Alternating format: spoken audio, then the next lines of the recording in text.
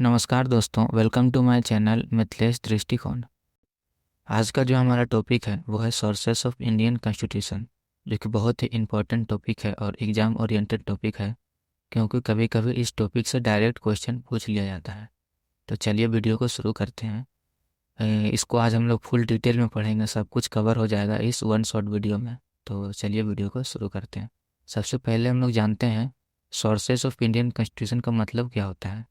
तो इसका मतलब होता है वो डॉक्यूमेंट या एक्ट या रिपोर्ट और कंट्रीज जिसने इंडियन कॉन्स्टिट्यूशन का आइडिया, प्रोविज़न और फीचर्स लिया गया था, उसको हम लोग कहते हैं sources of Indian constitution. Indian constitution original भी है और बोरोइड भी है, इसीलिए इसे बैग ऑफ बोरोइंग भी कहा जाता है। जो हमारा इंडियन कॉन्स्टिट्यूशन है वो कैसे बना था, बहुत सारे कंट्रीज़ का जो कॉन्स्टिट्यूशन है उसको मिला जुला करके बना था। उससे कुछ चीज़ें यूके से लिए गई थी तो कुछ चीज़ें यूएसए से लिए गई थी। तो वही आज हम इसमें डिस्कस करने वाले हैं कि कौन कौन से कंट्री से क्या क्या लिया गया है हमारा इंडियन कॉन्स्टिट्यूशन में। चलिए इसको हम लोग डिटेल में पढ़ेंगे। तो सबसे पहले जो एक्ट था वो था गवर्नमेंट ऑफ इंडिया एक्ट, जो कि 1935 में आई थी।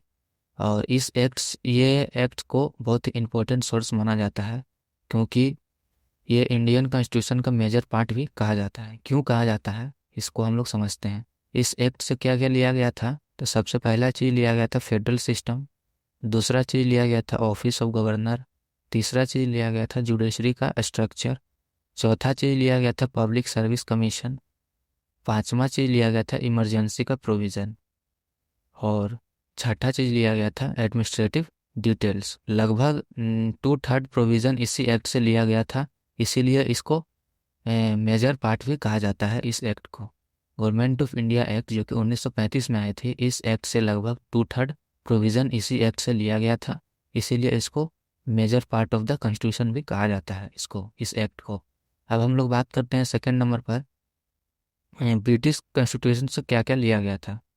यूनाइटेड किंगडम का जो कॉन्स्टिट्यूशन था उससे क्या क्या लिया गया था हमारे कॉन्स्टिट्यूशन के अंदर। तो ब्रिटिश कॉन्स्टिट्यूशन के अंदर से लिया गया था पार्लियामेंट्री फ्रॉम गवर्नमेंट। पार्लियामेंट का जो सिस्टम है वो ब्रिटिश कॉन्स्टिट्यूशन से लिया गया है। दूसरा नंबर पर है रूल ऑफ लॉ, जो कि हमारा कॉन्स्टिट्यूशन में है, वो ब्रिटिश कॉन्स्टिट्यूशन से लिया गया है। तीसरा जो है वो है बिकमेरल लेजिस्लेचर। चौथा चीज़ है वो हमारा है कैबिनेट सिस्टम। पांचवा चीज़ है वो स्पीकर का रोल। और छठा चीज़ है वो सिंगल सिटीजनशिप। ये सब चीज़ ब्रिटिश कॉन्स्टिट्यूशन से लिया गया है हमारे इंडियन कॉन्स्टिट्यूशन में। अब हम लोग थर्ड नंबर पर बात करते हैं यूएसए अमेरिका का कॉन्स्टिट्यूशन से क्या क्या लिया गया है हमारा इंडियन कॉन्स्टिट्यूशन में। यूएसए से डेमोक्रेटिक और राइट्स बेस्ड फीचर्स लिया गया था।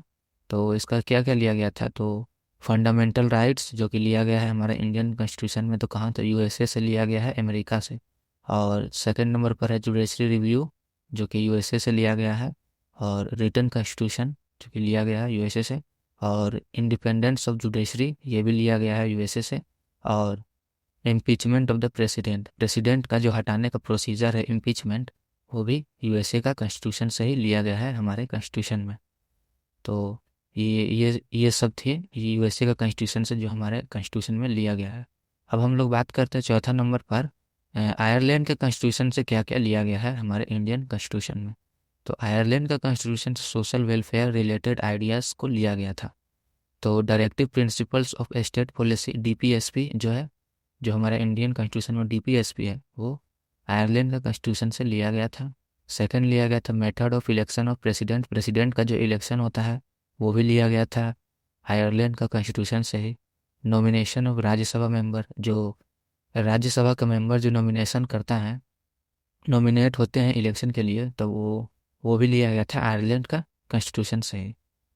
अब हम लोग पाँचवें नंबर पर बात करते हैं कनाडा के कॉन्स्टिट्यूशन से क्या क्या लिया गया था।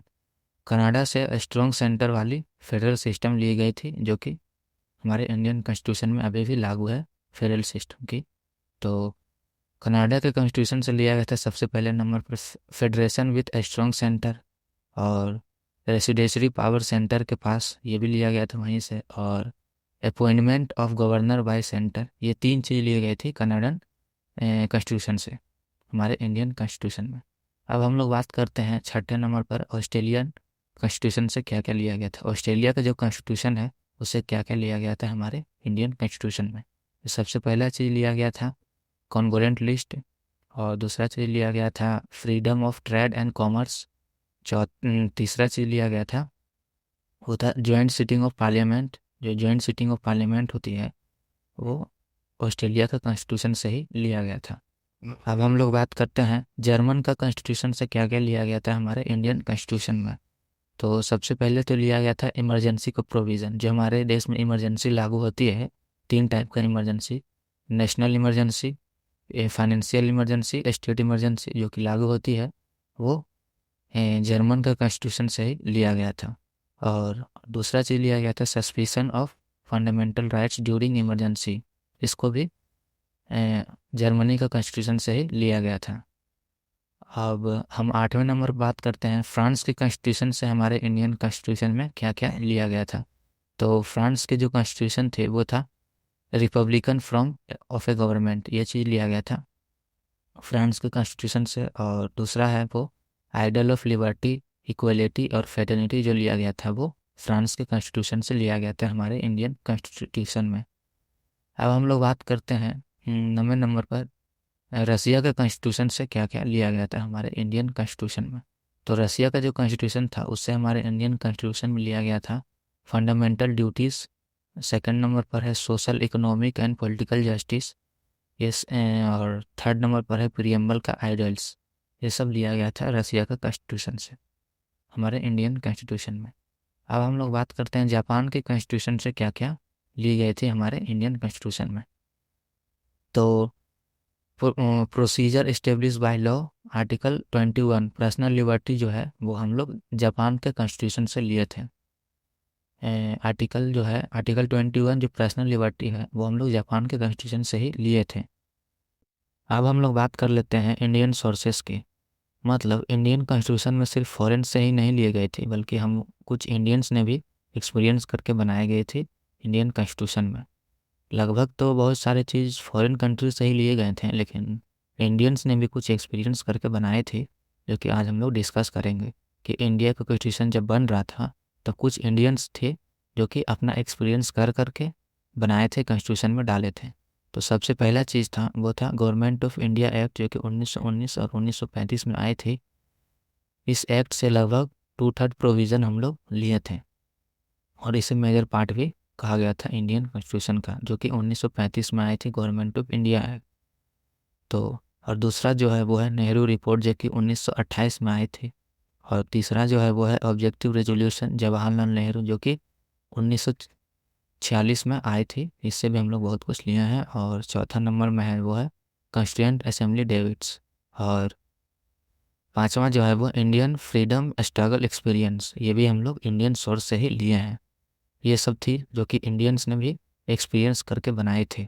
अब हम लोग बात करते हैं ऑब्जेक्टिव रेजोल्यूशन, जो कि जवाहरलाल नेहरू लाए थे 1946 में।